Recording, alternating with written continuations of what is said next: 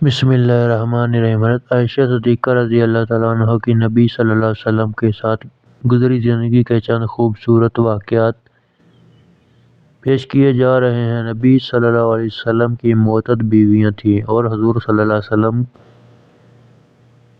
اپنی ہر بیوی کے پاس ایک دن گزارتے، لیکن باقی ازواج مطہرات باری والی زوجہ کے پاس اکٹھی ہو جایا کرتی۔ ابن ماجہ کی روایت کے مطابق ایک بار حضرت عائشہ رضی اللہ عنہ کی باری تھی جب حضرت زینب بلا اجازت ان کے حجرے میں داخل ہوئی۔ حضرت محمد صلی اللہ علیہ وسلم کو معلوم نہ تھا کہ حضرت زینب رضی اللہ تعالی عنہا بھی حجرے میں موجود ہیں اور اندھیرے میں آپ نے ان کی طرف ہاتھ بڑھایا ہی تھا کہ حضرت عائشہ رضی اللہ عنہا بولیں، یہ زینب ہیں۔ آپ صلی اللہ علیہ وسلم نے ہاتھ کھینچ لیا۔ اس پر ان دونوں یعنی حضرت عائشہ رضی اللہ عنہا اور حضرت زینب رضی اللہ عنہ کی آپس میں تکرار شروع ہو گئی اور ان کی آوازیں بلند ہو گئیں۔ ادھر ادھر نماز کھڑی ہونے لگی تو حضرت ابوبکر صدیق رضی اللہ تعالی عنہ نے حضرت عائشہ کو بلا لیا۔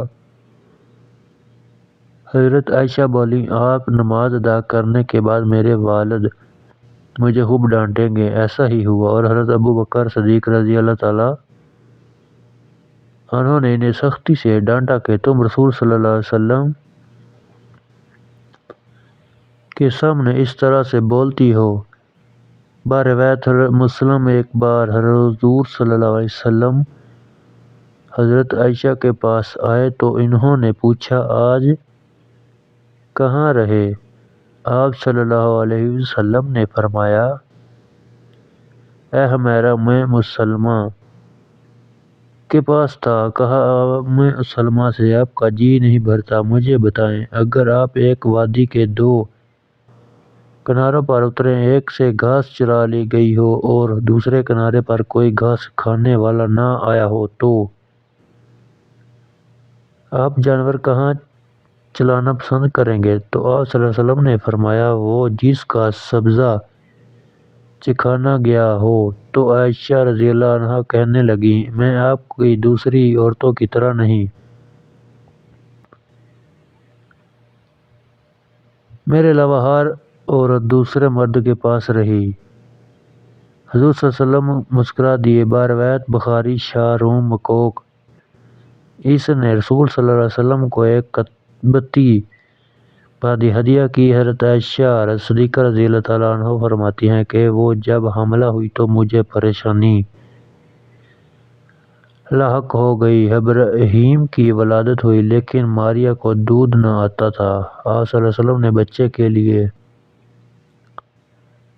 دودھ دینے والی بھیڑ بکری خریدی جس کا دودھ پی کر وہ موٹا اور سرخ و سفید ہو گیا۔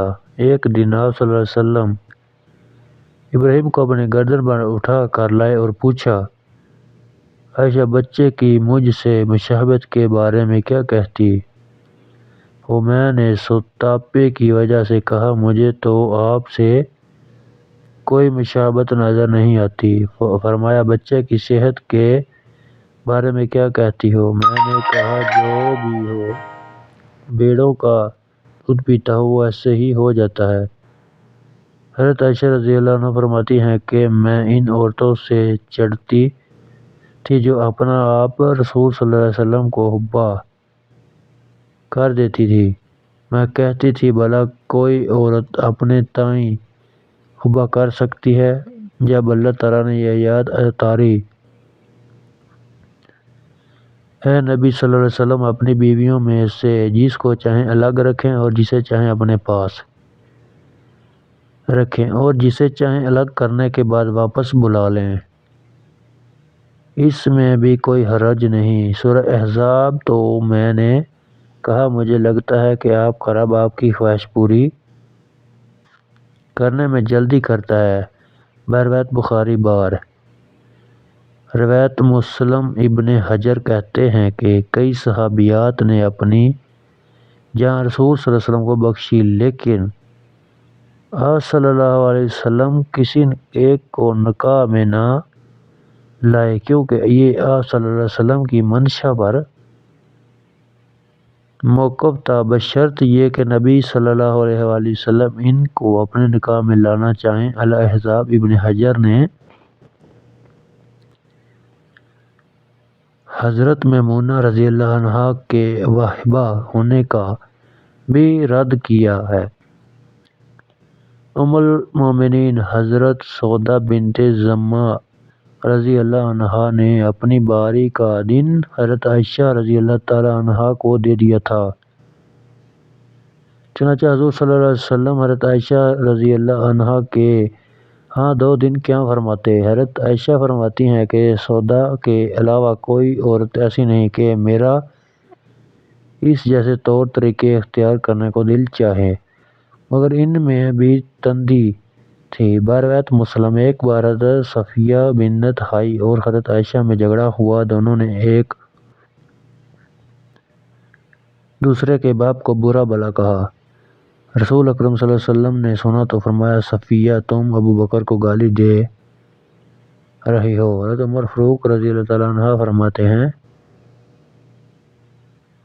رسول اکرم صلی اللہ علیہ وسلم کی ازواج آپس میں رشک و رکابت کی وجہ سے آپ صلی اللہ علیہ وسلم سے روٹھ گئیں، تو میں نے ان سے کہا کہ اگر رسول صلی اللہ علیہ وسلم تمہیں طلاق دیں تو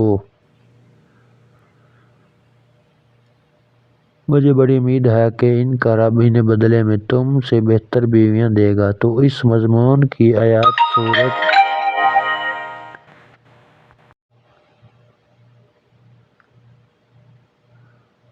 سورۃ تحریم میں نازل ہو گئی۔ بخاری۔ ایک سفر میں حضرت محمد صلی اللہ علیہ وسلم کے ساتھ جانے کے لیے حضرت عائشہ اور حضرت حفصہ کے نام قران نکلا۔ رات کے سفر میں گفتگو کے لیے آپ صلی اللہ علیہ وسلم حضرت عائشہ رضی اللہ عنہا کو اپنے ساتھ رکھتے تھے۔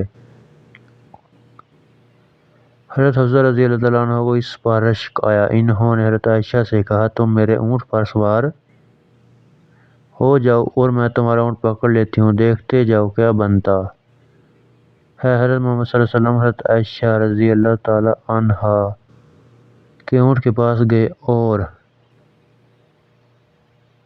حضرت حفصہ رضی اللہ عنہ کو سلام کیا۔ رات بھر کے سفر کے بعد پڑاؤ کا وقت آیا۔ حضرت عائشہ آپ صلی اللہ علیہ وسلم سے دور رہ گئیں۔